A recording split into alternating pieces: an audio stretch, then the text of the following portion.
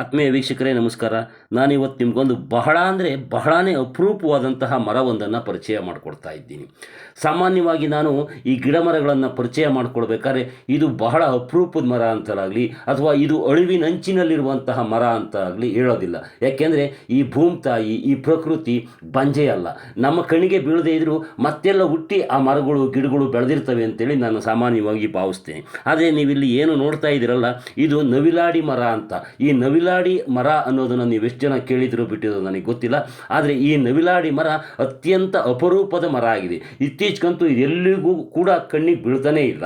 ಹೀಗಾಗಿ ನಾನು ಈ ಮರ ಅಳಿವಿನಂಚಿನಲ್ಲಿರಬಹುದೇ ಅಂತೇಳಿ ಭಾವಿಸಿದ್ದೀನಿ. ಅಲ್ಲದೆ ನಮ್ಮ ಕರ್ನಾಟಕ ರಾಜ್ಯ ಅರಣ್ಯ ಇಲಾಖೆ ಈ ನವಿಲಾಡಿ ಮರವನ್ನು ಬಳ್ಳಾರಿ, ಕೋಲಾರ, ಹಾಸನ ಹಾಗೂ ಶಿವಮೊಗ್ಗ ಜಿಲ್ಲೆಯ ಕಾಡುಗಳಲ್ಲಿ ಕಂಡುಬರುವಂತಹ ಮರ ಅಂತೇಳಿ ಟಿಪ್ಪಣಿ ಮಾಡಿದರೆ, ಗುರುತಿಸಿದ್ದಾರೆ.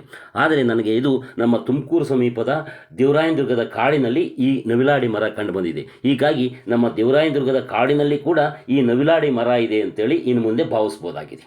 ಈ ನವಿಲಾಡಿ ಮರಕ್ಕೆ ಇನ್ನೊಂದಷ್ಟು ಹೆಸರುಗಳು ಕೂಡ ಇದ್ದಾವೆ. ಅವೇನಪ್ಪ ಅಂದರೆ ಮೈರೋಳು, ಬರಣಿಗೆ, ನವಿಲು ಪಾದದ ಮರ ಮತ್ತು ದೊಡ್ಲಕ್ಕಿ ಮರ ಅಂತೇಳಿ ಕರೀತಾರೆ.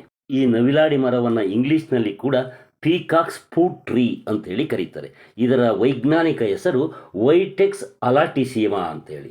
ಇದರ ಕುಟುಂಬವನ್ನು ಕೆಲವರು ಲ್ಯಾಮಿಯಾಸಿಯೆ ಅಂತೇಳಿ ಗುರುತಿಸ್ತಾರೆ, ಇನ್ನು ಕೆಲವರು ವರ್ಬನೇಸಿ ಅಂತೇಳಿ ಗುರುತಿಸ್ತಾರೆ. ಅತ್ಯಂತ ಗಟ್ಟಿಯಾದಂತಹ ಮತ್ತು ಬಹು ದೀರ್ಘಕಾಲದವರೆಗೆ ಬಾಳಿಕೆ ಬರುವಂತಹ ಈ ಮರದ ಮುಟ್ಟುಗಳನ್ನು ಸಾಮಾನ್ಯವಾಗಿ ಹಿಂದೆ ದೇವಸ್ಥಾನಗಳ ಗರ್ಭಗುಡಿಗಳ ಸೂರುಗಳನ್ನು ಕಟ್ಟಲಿಕ್ಕೆ, ಅಂದರೆ ಮಾಡುಗಳನ್ನು ಕಟ್ಟಲಿಕ್ಕೆ ಬಳಸ್ತಾ ಇದ್ರು.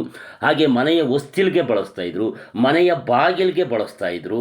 ಹೀಗೆ ಪೀಠೋಪಕರಣಗಳಿಗೆ ಮತ್ತು ಈ ಕಿಟಕಿಗಳಿಗೆ, ಹೀಗೆ ಅಂದರೆ ದೀರ್ಘಕಾಲದವರೆಗೂ ಬಾಳಿಕೆ ಬರೋದ್ರಿಂದ ಇದನ್ನು ಭಾಳ ವಿಶಿಷ್ಟವಾಗಿ ಮನೆಯನ್ನು ಕಟ್ಟಲಿಕ್ಕೆ, ದೇವಸ್ಥಾನಗಳನ್ನು ಕಟ್ಟಲಿಕ್ಕೆ ಬಳಸ್ತಾ ಇದ್ರು. ಒಂದು ರೀತಿ ಇದು ಸಾಗವಾನಿ ಜಾತಿಗೆ ಸೇರಿದಂತಹ ಮರ ಅಂತ ಹೇಳ್ಬೋದು. ಈ ಮರವನ್ನು ನೀರಿನಲ್ಲಿ ಬಿದ್ದಿದ್ರೂ ಕೂಡ ಇದು ಏನೂ ಆಗಲ್ಲ, ಮಣ್ಣಿನಲ್ಲಿ ಬಿದ್ದಿದ್ರೂ ಏನೂ ಆಗಲ್ಲ, ಹಾಗೆ ಮಳೆ ಗಾಳಿ ಬಿಸಿಲಿನಲ್ಲಿದ್ದರೂ ಕೂಡ ಏನೂ ಆಗಲ್ಲ.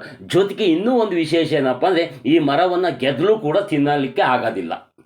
ಈ ಪೊದೆ ಸಸ್ಯ ಲಕ್ಕಿ ಗಿಡ ಇದೆಯಲ್ಲ, ಕೆಲವೊಂದಷ್ಟು ಅದೇ ಸ್ವಭಾವ ಗುಣಲಕ್ಷಣಗಳನ್ನು ಹೊಂದಿರುವಂತಹ ಈ ನವಿಲಾಡಿ ಮರವಾಗಲಿಕ್ಕೆ ತುಂಬ ದೀರ್ಘಕಾಲವನ್ನು ತೆಗೆದುಕೊಳ್ತದೆ ಮತ್ತು ಇದು ಎತ್ತಲಿಕ್ಕೆ ತುಂಬ ಭಾರ ಇರ್ತದೆ. ಆದರೆ ಈ ಮರದ ಮೇಲೆ ಸೂಕ್ಷ್ಮ ಕೆತ್ತನೆಯ ಕುಸರಿ ಕೆಲಸಗಳನ್ನು ಕೂಡ ಮಾಡ್ಬೋದಾಗಿದೆ. ಈ ದೇವಸ್ಥಾನಗಳನ್ನು ಕಟ್ಟಲಿಕ್ಕೆ ಮುಟ್ಟಾಗಿ ಬಹಳ ಕಾಲದವರೆಗೆ, ಅಂದರೆ ಶತಶತಮಾನಗಳವರೆಗೆ ಬಾಳಿಕೆ ಬರುವಂತಹ ಈ ನವಿಲಾಡಿ ಮರದ ಕೆಳಗೆ ವಿಶೇಷವಾಗಿ ಮುಟ್ಟಾದ ಮಹಿಳೆಯರು ಹೋಗಬಾರ್ದು ಅನ್ನುವಂತಹ ನಂಬಿಕೆ ಇದೆ. ಬಹುಶಃ ಆ ಮರದ ರಾಸಾಯನಿಕ ಪ್ರಭಾವ ಆ ಮಹಿಳೆಯರ ಮೇಲೆ ಆಗುತ್ತೆ ಎನ್ನುವ ಕಾರಣದಿಂದ ಈ ರೀತಿಯ ನಂಬಿಕೆ ಹುಟ್ಟಿದೆಯೋ, ಅಥವಾ ಈ ಮರದಿಂದ ಮುಂದೆ ಯಾರೋ ದೇವಸ್ಥಾನವನ್ನು ಕಟ್ತಾರೆ ಎನ್ನುವ ಕಾರಣದಿಂದ ಇಂಥದ್ದೊಂದು ನಂಬಿಕೆಯನ್ನು ನಮ್ಮ ಪೂರ್ವಿಕರು ಬಿತ್ತಿದ್ದಾರೋ ನನಗೆ ಗೊತ್ತಿಲ್ಲ. ದೇವಸ್ಥಾನಗಳನ್ನು ಕಟ್ಟಲಿಕ್ಕೆ, ಮನೆಯನ್ನು ಕಟ್ಟಲಿಕ್ಕೆ ಒಳ್ಳೆಯ ಗಟ್ಟಿ ಮುಟ್ಟಾಗಿರುವಂತಹ ಈ ಮರ ತುಂಬ ಒಳ್ಳೆಯ ಪಾಲಿಶ್ ಬರ್ತದೆ. ಮತ್ತು ಈ ಮರ ಏಪ್ರಿಲ್ನಿಂದ ಡಿಸೆಂಬರ್ನಲ್ಲಿ ಹೂವು ಹಣ್ಣುಗಳನ್ನು ಬಿಡ್ತದೆ. ಇದರ ಹಣ್ಣುಗಳನ್ನು ಹಕ್ಕಿ ಪಕ್ಷಿಗಳು ತುಂಬ ಇಷ್ಟಪಟ್ಟು ತಿಂತವೆ. ಈ ಮರ ಹೆಚ್ಚು ಗಟ್ಟಿಮುಟ್ಟಾಗಿರೋದ್ರಿಂದ ಈ ದೋಣಿ ತಯಾರಿಕೆಯಲ್ಲಿ ಕೂಡ ಈ ಮರದ ಮುಟ್ಟನ್ನು ಬಳಸ್ಕೊಳ್ತಾರೆ. ಮತ್ತು ಈ ಮರದ ಎಲೆಯನ್ನು ನೀವು ಸೂಕ್ಷ್ಮವಾಗಿ ಗಮನಿಸಿ.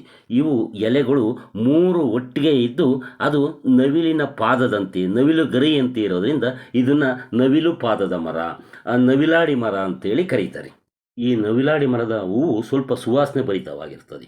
ಮತ್ತು ಈ ಮರದ ಎಲೆಯನ್ನು, ಬೇರನ್ನು ಹಾಗೂ ತೊಗಟೆಯನ್ನು ಆಯುರ್ವೇದ ಔಷಧಿ ತಯಾರಿಕೆಯಲ್ಲಿ ಬಳಸ್ತಾರೆ. ಇದರ ತೊಗಟೆಯನ್ನು ಬೆಲ್ಲದೊಂದಿಗೆ ಬೆರೆಸಿ ಹಾಲಿನೊಂದಿಗೆ ಕಾಯಿಸಿ ಕುಡಿದ್ರೆ ಕೆಮ್ಮು ನಿವಾರಣೆ ಆಗ್ತದೆ. ಇದರ ಸೊಪ್ಪನ್ನು ಆಡು, ಕುರಿ, ದನಗಳು ಇಷ್ಟಪಟ್ಟು ತಿಂತವೆ. ಜೊತೆಗೆ ಇದರ ಸೊಪ್ಪನ್ನು ಮನೆಯಲ್ಲಿ ಸೊಳ್ಳೆಗಳ ನಿವಾರಣೆಗೂ ಕೂಡ ಬಳಸ್ಕೊಳ್ಬೋದಾಗಿದೆ. ಅಪರೂಪದ ಬಹಳ ಗಟ್ಟಿಮುಟ್ಟಾದಂತಹ ಈ ನವಿಲಾಡಿ ಮರದ ಮಾಹಿತಿ ನಿಮ್ಗೆ ಇಷ್ಟವಾಗಿದ್ದರೆ ಈ ವಿಡಿಯೋಗೊಂದು ಲೈಕ್ ಮಾಡಿ. ಹಾಗೆ ನಿಮ್ಗೇನು ಅನ್ನಿಸ್ತು ಅಂತ ಕಾಮೆಂಟಲ್ಲಿ ತಿಳಿಸಿ. ಈ ವಿಡಿಯೋವನ್ನು ಶೇರ್ ಮಾಡಿ ನಿಮ್ಮ ಸ್ನೇಹಿತರು ಕಳಿಸಿ, ಅವರು ಕೂಡ ನೋಡಿ ಈ ಮರದ ಬಗ್ಗೆ ತಿಳ್ಕೊಳ್ಳಿ. ಹಾಗೆ ನೀವು ನೋಡುತ್ತಿರುವ ಈ ನೇಟಿವ್ ನೆಸ್ಟ್ ಯೂಟ್ಯೂಬ್ ಚಾನಲ್ಗೆ ಇನ್ನೂ ಸಬ್ಸ್ಕ್ರೈಬ್ ಆಗಿಲ್ಲ ಅಂದರೆ ಈಗಲೇ ಸಬ್ಸ್ಕ್ರೈಬ್ ಮಾಡ್ಕೊಳ್ಳಿ. ಎಲ್ರಿಗೂ ನಮಸ್ತೆ.